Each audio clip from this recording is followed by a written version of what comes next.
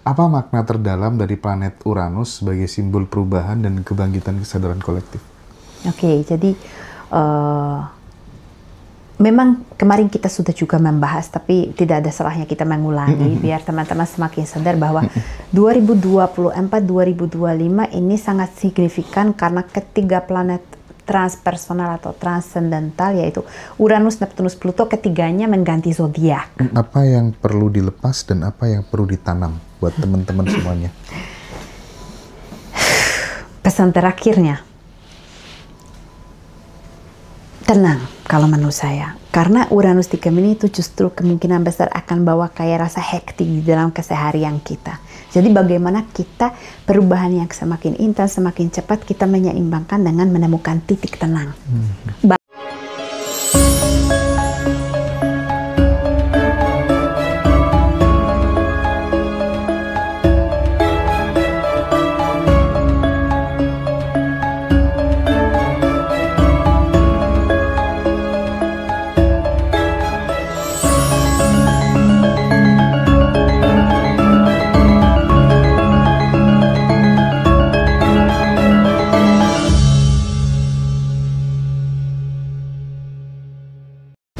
Rahayu bagi. Rahayu Sagonggeng Dumadi. Terima kasih Mas Hendra. Ya, bagi terima kasih ya sekali lagi senantiasa berbagi di Ngaji Roso, Ya.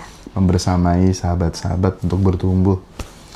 Jadi gini, bagi sekarang ini kan kalau kita lihat Uranus memasuki Gemini. Ya. Oke. Nah, itu kan biasanya mengandung makna spiritual gitu ya. Ya.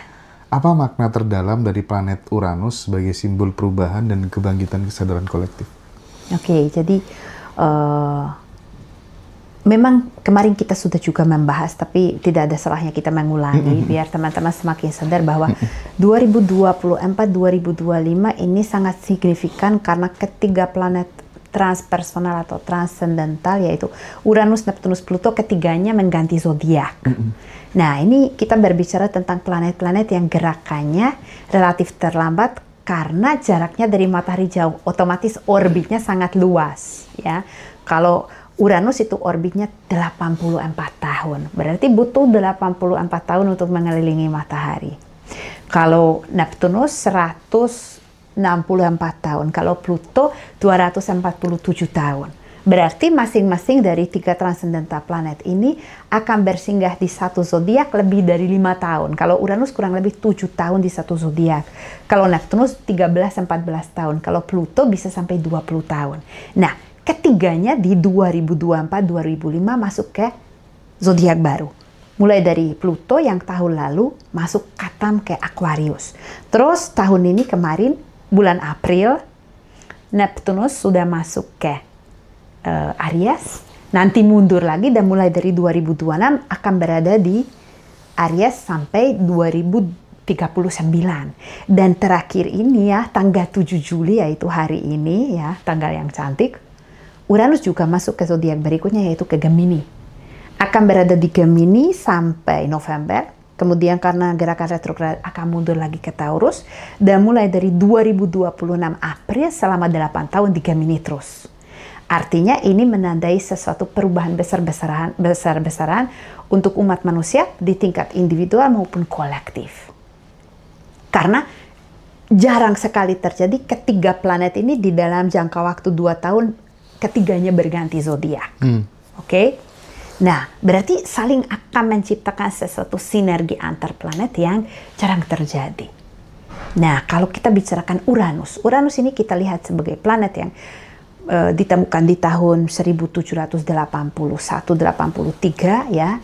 Dan memang kita sudah di 130 tahun terakhir, jadi bisa mengamati 230 tahun terakhir bisa mengamati bagaimana planet ini analog dengan beberapa fenomena seperti apa?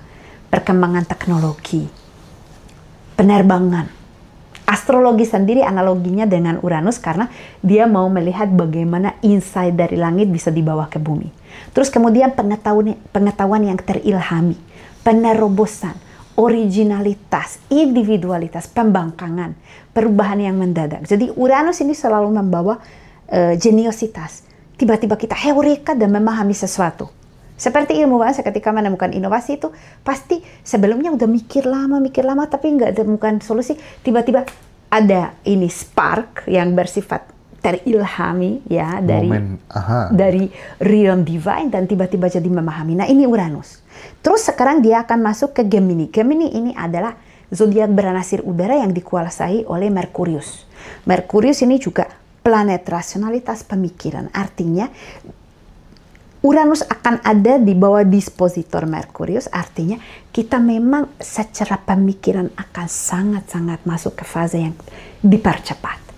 Artinya fase ini akan menandai sesuatu perkembangan umat manusia yang sangat-sangat tingkat pemikirannya akan semakin cepat, semakin fast, semakin intens.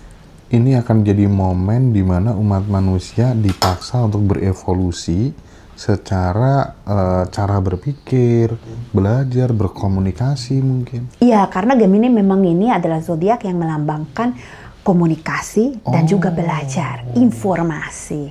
Jadi apa yang kita akan lihat? Dari satu sisi akan ada intensitas dan kecepatan pemikiran yang semakin intens, ya, semakin meningkat, ya. Yang ada sisi baiknya. Mungkin kita akan seperti terus-menerus merasakan bahwa aku paham ini. Tapi juga akan ada jadi semacam stres dari kegiatan mental intelektual yang terlalu cepat melonjak. Nah ini mungkin sesuatu hal yang kita harus siap-siapkan bahwa dengan masuknya atau bersinggahnya Uranus di Gemini semua hal akan lebih cepat. IT, AI, smartphone akan semakin smart. Kita semakin banyak informasi, kita semakin banyak hal yang masuk terus. Berarti proses-proses penalaran juga akan dipercepat.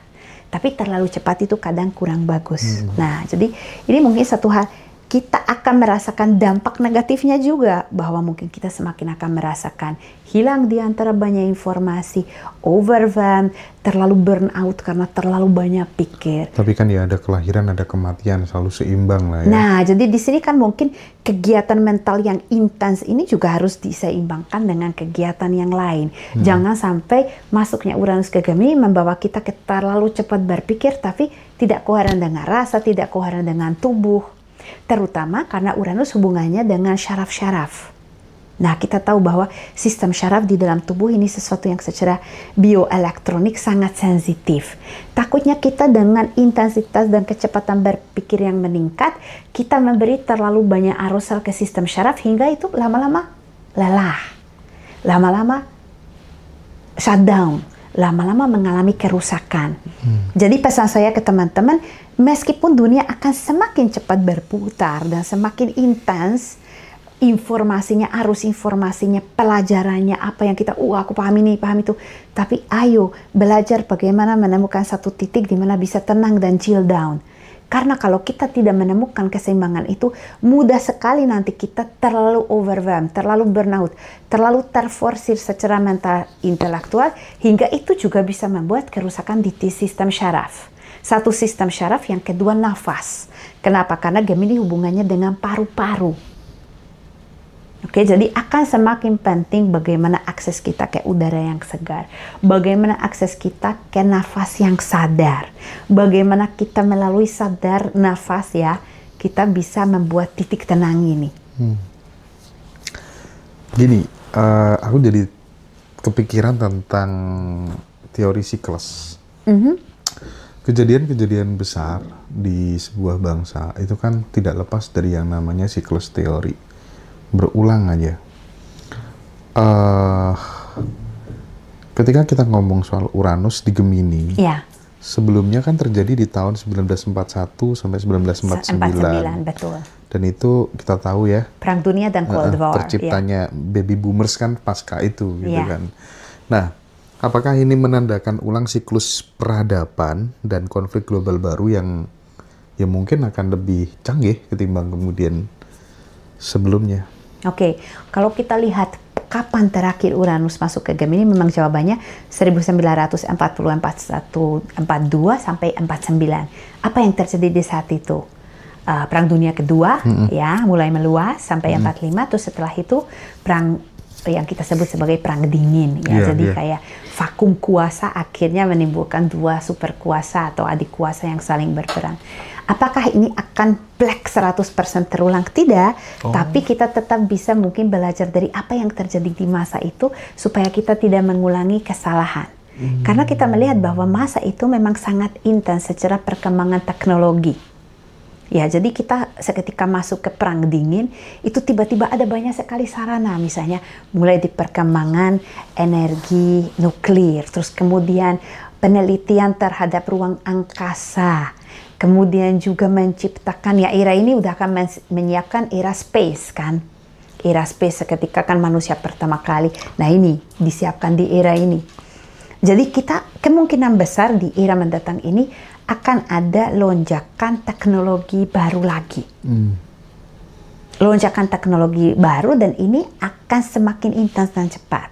Ya kita di saat ini juga sudah bisa merasakan bahwa IT dan AI sudah menguasai seluruh komponen kehidupan kita. Sampai apa? Sampai kita sekarang bisa mengatakan offline adalah keistimewaan terbaru ya. Bisa dikatakan offline is the new luxury.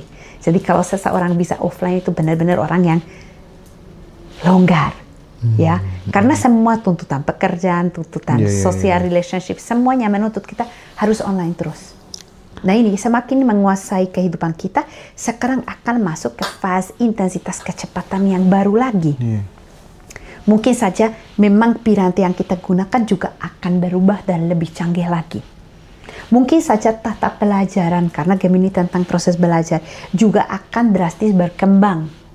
Mungkin saja di dalam transportasi pun akan muncul model baru. Kenapa? Karena Gemini juga tentang transportasi.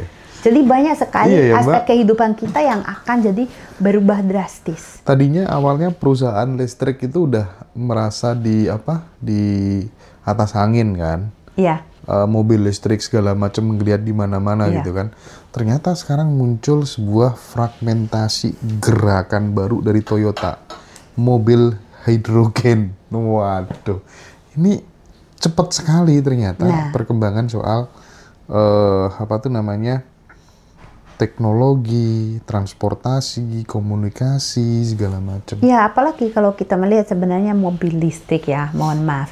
Ini sebenarnya bukan perkembangan baru di era 2010-2020.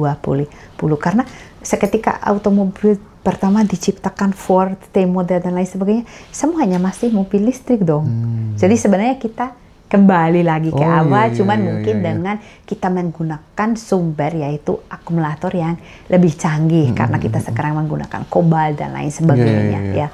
Nah, jadi kita di situ memang mengharapkan terobosan yang baru, yang benar-benar baru, bukan lama yang dikemas baru, tapi sesuatu terobosan yang bisa menjadi mungkin cara yang lebih baik. Terus ini juga karena Gemini itu selalu tentang komunikasi, jadi Uranus di situ akan membawa sedikit individualitas. Jadi apa yang saya takuti ke depan bahwa kita semakin akan merasakan distance sama saling. Jadi karena kita akan merasakan bahwa realita masing-masing itu sangat subjektif, akan ada kayak rasa semua itu hanya fragmen, masing-masing itu berada di dalam realitasnya sendiri dan kita semakin menjauh. Padahal justru kita harusnya belajar bahwa kita nggak harus selalu setuju, tidak selalu sependapat untuk kita bisa hidup berdampingan damai ya. Jadi justru perbedaan ini sesuatu yang akan membantu kita di dalam proses belajar bersama. Jadi yang saya takuti proses semakin menjadi individualis ini juga akan terjadi seketika Uranus masuk ke Gemini, ya. Takutnya seperti itu. Nah makanya saya bilang biar teman-teman menyiapkan diri ke energi ini supaya bisa mengambil aspek terbaiknya, tapi mempersiapkan atau mungkin menyiasati supaya tidak kena dampak tidak baiknya ya. So, apalagi sekarang di era dunia yang udah dikuasai oleh teknologi, AI gitu kan, kadang itu membawa sebuah implikasi negatif, kita menjadi hamba algoritma, ya kan, media sosial dan lain sebagainya gitu. Nah, alangkah lebih baiknya kalau kemudian kita ya kembali tadi menjadi pemilik kesadaran yang memang benar-benar merdeka. Harus larinya tetap ke sana kan, supaya kemudian tidak menjadi hamba dari algoritma itu tadi. Problematikanya adalah seketika manusia melihat teknologi sebagai tujuan dan bukan sebagai modalitas atau tool. Iya. Jadi kita mungkin sekarang agak sedikit mabuk inovasi ini. Akhirnya berhasil menguasai terlalu banyak ranah kehidupan kita. Tapi kita belum bisa deal dengan dampak negatifnya. Misalnya bagaimana itu perkembangan kognitif anak-anak yang misalnya sebelum usia udah memegang gadget. Bagaimana pola behavior sosial anak remaja yang terlalu banyak ada di ruang online dan tidak membiasakan diri di proses sosialisasi offline. Jadi kita sekarang berada di titik di mana sebentar lagi kita akan merasakan banyak dampak negatifnya. Akhirnya kita mungkin sedikit akan rem. Paham? Tadi enggak yang mengatakan banyak anak belum sesuai usia memegang gadget itu idealnya di usia berapa anak itu baru boleh pegang gadget? Ya itu memang ada penelitian yang mengatakan bahwa anak di usia 3 tahun sebenarnya tidak boleh memegang. Dan bahkan untuk misalnya nonton kartun pun harus dibatasi waktunya. Apalagi gadget di mana dia dengan mereka kecil sekali 3 tahun udah bisa gini, ya, udah bisa slide. Ya, jadi itu sesuatu yang akan membuat akhirnya syaraf-syaraf juga terbentuk dengan cara yang seperti tidak semestinya. Nah, ini kita belum lihat bagaimana dampaknya nanti ke social behavior, bagaimana nanti ke isu-isu mental. Dan seketika Uranus masuk ke Gemini, di situ dua sisi ini akan hadir. Dampak positifnya ya ada banyak, tapi kita juga harus deal atau melihat bahwa ada sisi gelapnya di balik itu. Tadi kan Mbak Agi kan mengatakan bahwa Gemini juga bicara soal cara berpikir, termasuk identitas mental gitu ya. Iya. Nah, dampak spiritual terhadap orang-orang yang hanya terlalu hidup di dalam kepala, quote and quote gitu, tapi kehilangan koneksi ke hati, ke tubuh itu gimana? Nah, ini problematikanya karena memang ini salah satu mungkin bahaya atau resiko seketika Uranus masuk ke Gemini. Jadi Uranus ini sebagai planet yang memang vibrasinya sangat-sangat tinggi dan kencang, sedangkan Gemini sangat mental intelektual. Nah, semua ini kan kita tahu harus ada koherensi dengan perasaan, dengan tubuh. Jadi kalau ada orang yang terlalu nanti hidup di dalam pikirannya, ya itu dampaknya tubuh yang tidak akan bisa menyeimbangi. Karena ini ibaratnya kayak ketegangan listrik yang terlalu kencang, tapi kita mungkin kabel-kabelnya yang belum siap untuk menerima. Apa yang akan terjadi seketika kabel kita kasih misalnya 20.000 volt, padahal kekuatannya cuma 2.200. Burnout. Dan memang sistem neurotik kita itu sangat peka dan sensitif di dalam hal ini. Jadi amit-amit kalau ini tidak disadari akan rentan banyak sekali manusia dampak negatifnya. Sebagaimana kita juga sekarang udah lihat banyak sekali korban dari misalnya penggunaan IT secara berlebihan, scrolling, misalnya sebelum tidur, doom scrolling apalagi kan istilahnya sekarang. Jadi kayak tidak bisa berhenti. Kenapa? Ya ini candu. Otak itu kan akan semakin lapar, arousal. Semakin kita banyak scroll, semakin tidak ada titik kepuasannya. Jadi memang maka Gita tadi mengatakan offline is the new luxury. Jadi seketika kamu bisa melakukan, ayo offline lah. Lalu silakan HP dan merasa tenang. Iya. Jadi tidak merasakan kayak aku kehilangan momen atau sesuatu, tapi ya aku menikmati bahwa aku bisa jaga jarak dengan gadget saya. Jeda ya. Jeda harus dong. Ada jeda harus. Ya? Jadi kita harus tetap menjaga bahwa secepat apapun arus informasi, perasaan kita itu butuh waktu.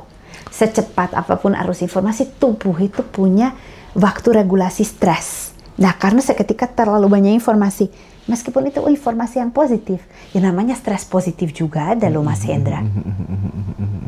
Jadi tubuh butuh waktu untuk sampai bisa menenangkan diri dan bisa meregulasi diri. Nah, ini harus disadari supaya kita tidak kena dampak negatifnya gitu ya.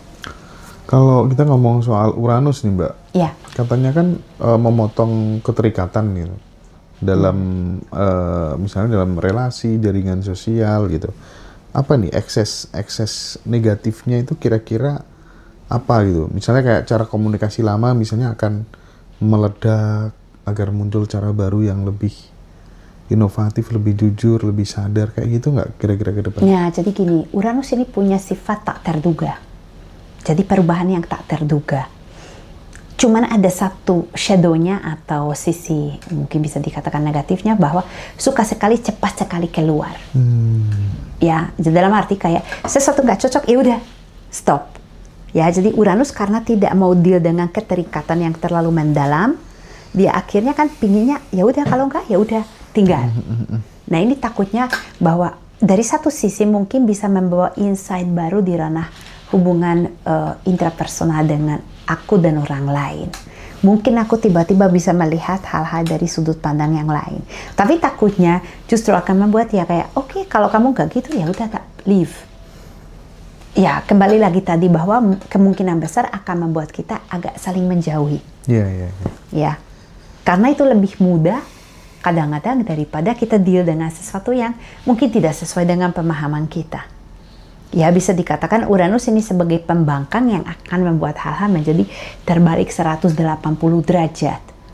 Takutnya niat pembaharuan ini terlalu berlebihan. Jadi istilah bahasa Indonesianya entah gimana, tapi seketika kita buang air dari bak mandi anak, jangan sampai bayinya dibuang sekalian. Paham? Jadi ya mungkin ada hal-hal yang kita harus merubahkan, merombak, membaharui, tapi tidak seluruh.